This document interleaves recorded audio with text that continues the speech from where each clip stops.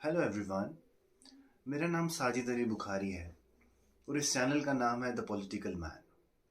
मैं political science में net JRF हूँ और इस चैनल को बनाने का मेरा मकसद ये है कि 11th क्लास से लेके मास्टर्स तक एक बच्चा पॉलिटिकल साइंस के जितने भी कंसेप्ट्स पढ़ता है उसको अगर किसी भी कंसेप्ट में क्लैरिटी नहीं आ रही है तो वो मेरे चैनल पे आके आराम से उस वीडियो को सर्च करके अपना कंसेप्ट क्लियर कर पाए। तो इस चैनल का जो तरीका है वो ऐसे रहेगा कि मैं स्टार्ट करूँगा 11th-12th की एनसीईआरटीज़ के साथ। फिर मैं लेवल को बढ़ाते बढ़ाते ले चलूँगा आपको बैचलर्स के लेवल तक, फिर उन चीज़ों पर डिस्कशन की जाएगी। उसके बाद जो है फाइनली हम मास्टर्स के लेवल पे चलेंगे और चीज़ों को और कॉम्प्लिकेटेड तरीके से आपके सामने रखा जाएगा। अब आपकी फाउंडेशन को स्ट्रॉन्ग करने के लिए कि आपको जब आपका लेवल उठाया जाए आपको चीज़ें समझ आने लगें, उसके लिए मैंने ये डिसाइड किया है कि मैं अभी जो है लेक्चर की सीरीज़ की स्टार्टिंग जो है वो 11th क्लास की एनसीईआरटीज़ के साथ करूँगा। इसके बाद मैं मूव करूँगा 12th क्लास की एनसीईआरटी पे। और 11th क्लास की एनसीईआरटी में भी मैं जिस बुक से बिगिन करने वाला हूँ वो पॉलिटिकल थ्योरी है, क्योंकि पॉलिटिकल थ्योरी को समझे बिना आप कभी भी ये क्लेम नहीं कर सकते कि पॉलिटिकल साइंस को आप ऐसे डिसिप्लिन समझ चुके हैं या समझ रहे हैं। पॉलिटिकल थ्योरी जो है वो फाउंडेशन है पॉलिटिकल साइंस की। अब इस वीडियो को बनाने का मेरा मकसद ये है कि आपको ये बताया जाए कि पॉलिटिकल थ्योरी की क्रिएशन के लिए या पॉलिटिकल साइंस को समझने के लिए एक इंडिविजुअल की को क्या उसके पास क्या क्या चीज़ें होनी चाहिए, क्या रिक्विजिट्स हैं पॉलिटिकल थ्योरी की क्रिएशन या पॉलिटिकल थ्योरी को समझने के लिए। बट इससे पहले ये ज़रूरी है समझना कि पॉलिटिकल थ्योरी या for that matter any theory करती क्या है। तो थ्योरी का मकसद होता है वाइज को एक्सप्लेन करना। फॉर एग्जाम्पल अगर आप न्यूटन की बात करें तो न्यूटन ने 3 लॉज दिए, बट पॉइंट ये था उन्होंने ये तो बताया कि ग्रेविटी काम करती है, लेकिन ग्रेविटी काम क्यों करती है ये वो नहीं बता पाए। बट वहीं पे हमने आइंस्टाइन के वर्क में देखा कि उन्होंने ये बताया कि ग्रेविटी काम क्यों करती है। तभी हमने आइंस्टाइन के काम को थ्योरी ऑफ रिलेटिविटी कहा। उसी तरह पॉलिटिकल थ्योरी में भी पॉलिटिकल थ्योरी के रेल में आप तब घुसेंगे जब आप पॉलिटिक्स के रिलेटेड किसी भी स्टेटमेंट के वाई को एक्सप्लेन करेंगे। जैसे फॉर एग्जांपल अगर आप ये कह देते हैं कि मुझे डेमोक्रेसी पसंद नहीं है, या मुझे इन लोगों की लिबर्टी पसंद नहीं है, या मैं ये नहीं मानता कि वो और मैं इक्वल होने चाहिए, तो आप पॉलिटिकल थ्योरी के रल में तब घुसेंगे जब आप अपनी इस बात के पीछे रैशनली आर्गुमेंट्स पुट करेंगे, आप वाइज को एक्सप्लेन करेंगे कि आप मुझे ऐसा क्यों लगता है, क्यों मुझे ऐसा लगता है कि ये होना चाहिए या ये नहीं होना चाहिए। तभी आप पॉलिटिकल थ्योरी के रल में घुस पाएंगे। पहले मैं बात करूंगा उन उन रिक्विजिट्स की जो हर इंडिविजुअल खुद में पोसेस करता है। अब वो उसमें कितना शार्प है वो वेरी करता है इंडिविजुअल टू इंडिविजुअल। पहले उन रिक्विजिट्स की बात करते हैं। वो 3 रिक्विजिट्स जो हर इंडिविजुअल प्रोसेस करता है जिसके थ्रू वो पॉलिटिकल थ्योरी की क्रिएशन कर पाता है या वो पॉलिटिकल थ्योरी को समझ पाता है, वो है रिफ्लेक्शन, रीजन और कम्युनिकेशन। इसको हम ऐसे देखते हैं कि मान लीजिए एक जानवर के सामने और एक इंसान के सामने एक इवेंट होता है। अब जानवर और इंसान में यह फर्क है कि जानवर उस पर अपना मोरल स्टांस नहीं रख सकता, वो ये नहीं बता सकता ये गलत है या सही है। इंसान जो है वो रिफ्लेक्शन की क्वालिटी प्रोसेस करता है, वो ये बता सकता है या अपनी बात रख सकता है इस तरह से कि मुझे ये चीज गलत लगी या सही लगी। तो सबसे पहली बात है रिफ्लेक्शन। दूसरी जो इंपॉर्टेंट बात है वो है रीजन। अब आपने कहा कि आपको ये बात सही लगी या गलत लगी, तो इससे क्या फर्क पड़ता है।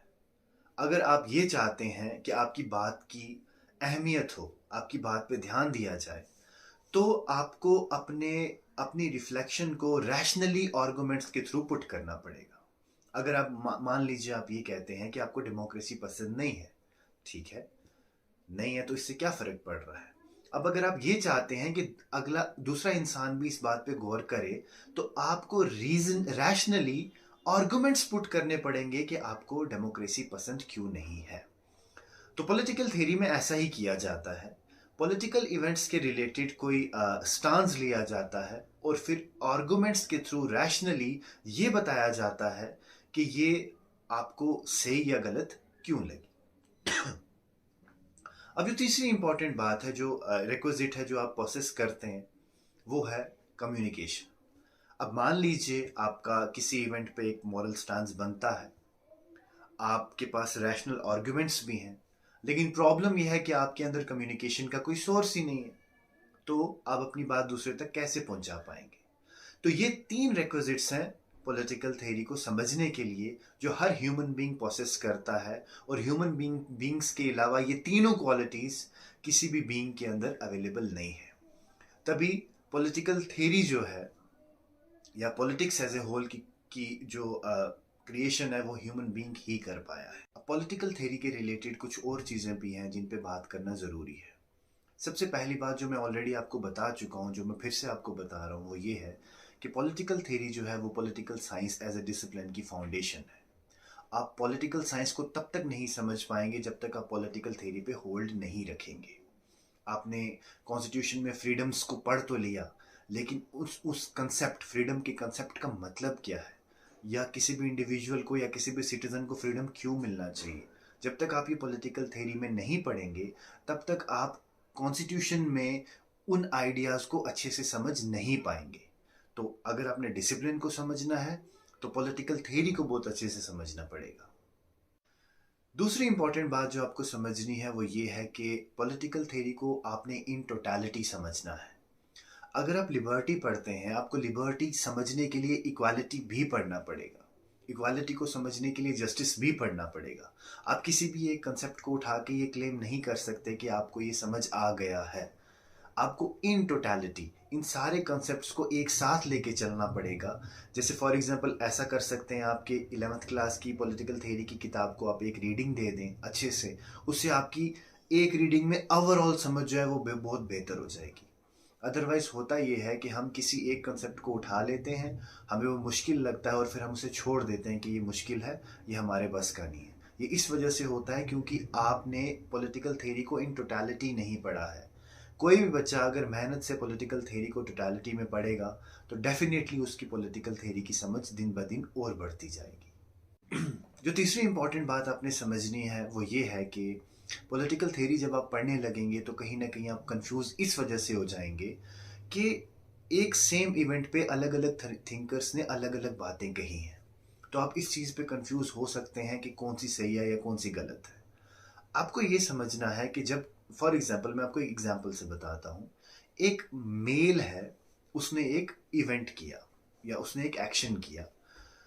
एक पॉलिटिकल थिंकर ये कहेगा उसने ऐसा इस वजह से कहा, उसने ऐसा इस वजह से किया क्योंकि वो मेल है।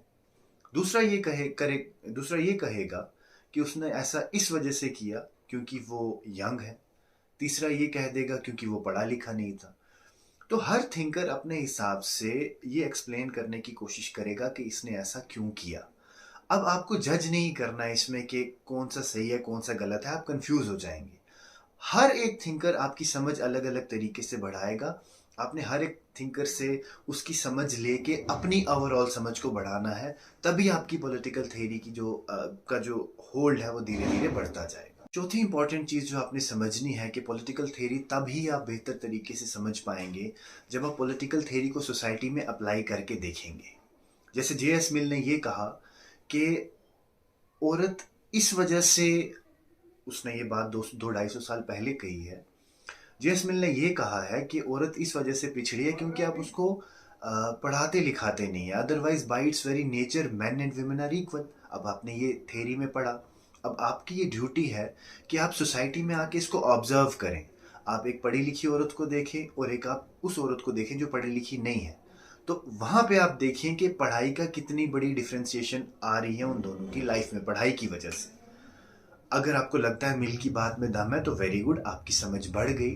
अगर आपको लगता है दम नहीं है तो फिर आप उनको जिस आर्गुमेंट से रिफ्यूट करेंगे वो उनके आर्गुमेंट से स्ट्रांग होना चाहिए। तो पॉलिटिकल थ्योरी को समझने के लिए आपको सोसाइटी को एज ए लेबोरेटरी लेना पड़ेगा। जो पांचवी इंपॉर्टेंट चीज़ आपने समझनी है वो ये है कि पॉलिटिकल थ्योरी आपको एज के साथ साथ और बेहतर समझ आने लगेगी। जैसे आप बड़े होते जाएंगे, आप सोसाइटी की कॉम्प्लेक्सिटीज़ को और बेहतर तरीके से जानेंगे, और वो थिंकर्स जो उन कॉम्प्लेक्सिटीज़ पे बात करके गए हैं, आपको वो बातें और बेहतर तरीके से समझ आने लगेंगी। एक एक छोटी एज में आपका एक्सपीरियंस लिमिटेड है, तो जो आपकी पॉलिटिकल थ्योरी की समझ है वो भी लिमिटेड होगी। जैसे जैसे एज बढ़ेगी, आपका एक्सपीरियंस डाइवर्स होगा, और जो पॉलिटिकल थिंकर्स ने कहा है वो आपको धीरे धीरे और डेप्थ में समझ आने लगेगा। जो लास्ट इंपॉर्टेंट चीज़ आपने समझनी है वो ये है कि पॉलिटिकल थ्योरी को कहीं ना कहीं इन इट्स वेरी कंटेक्स्ट भी समझना पड़ता है। एक पॉलिटिकल थिंकर जो बात कहता है, ज़रूरी नहीं होता है कि वो उसकी हर एक बात हर एक दौर पे अप्लाई होती है। कुछ बातें ऐसी कही जाती हैं पॉलिटिकल थ्योरी में जो एक पर्टिकुलर दौर में ख़त्म हो जाती हैं, और कुछ बातें ऐसी कही जाती हैं जो हर दौर में उसी तरह अप्लाई होती हैं। जैसे फॉर एग्जांपल, अरिस्टोटल ने ये कहा था कि वुमेन जो है वो इस लायक नहीं है कि उसको पॉलिटिक्स का हिस्सा बनाया जाए। अब ये बात जो उन्होंने कही ये कंटेक्चुअल थी, ये उसी दौर में ख़त्म हो गई, इसको हमने पीछे छोड़ दिया। लेकिन जो बाकी बातें उन्होंने स्टेट के रिलेटेड कही हैं जो बहुत एनलाइटनिंग है, उनको हम अपने साथ लेके आगे बढ़ आए हैं। तो कुछ बातें कंटेक्चुअलाइज हैं, उनको छोड़ देना है, और मैं अपनी वीडियोज़ में इस चीज़ की कोशिश करूँगा कि बात ऐसे रखूँ कि आपको बड़ी बड़ी बारीकी से ये समझ आ जाए कि कौन सी बात ऐसी है जो कंटेक्चुअलाइज्ड है, जिसको भूल जाना है, और कौन सी बात ऐसी है जो इस दौर में भी अप्लाई हो रही है, जो हर दौर में अप्लाई होती रहेगी, और जो मेरी समझ को बढ़ा रही है, और जिसको मैंने अपने साथ लेके चलना है। तो ये था आज का लेक्चर। अब अगले लेक्चर में हम 11th क्लास की पॉलिटिकल थ्योरी के पहले चैप्टर को इन डेप्थ स्टडी करना शुरू करेंगे।